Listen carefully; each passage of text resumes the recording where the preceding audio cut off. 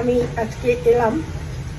তোমরা সকলেই জানো যে আমাদের একটা মানে কি বলবো, বিরাট ঘটনা ঘটে গেছে আমার শাশুড়ি মা।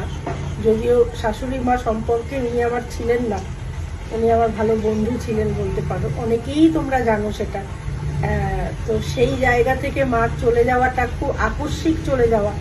আমি আজকের ভিডিওটা বিশেষ করে এই কারণে করছি, অনেকেই তোমরা জানতে চাইছো যে মার কি হয়েছিল। খুব স্বাভাবিক সেটা। মায়ের কিছুই সেরম হয়নি।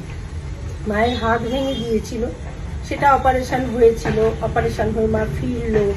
আমাদের বাড়িতে মা এলেন রবিবার দিন।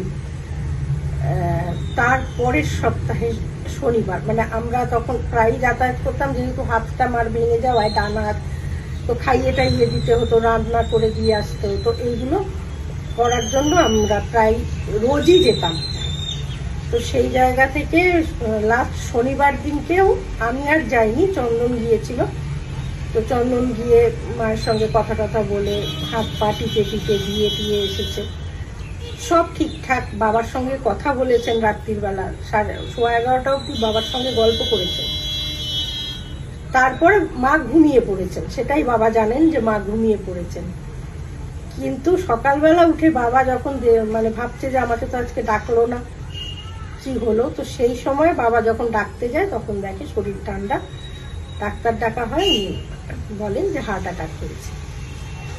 হঠাৎ হয়েছে এবং কোনো রকম কোনো অসুস্থতা মার ছিল না।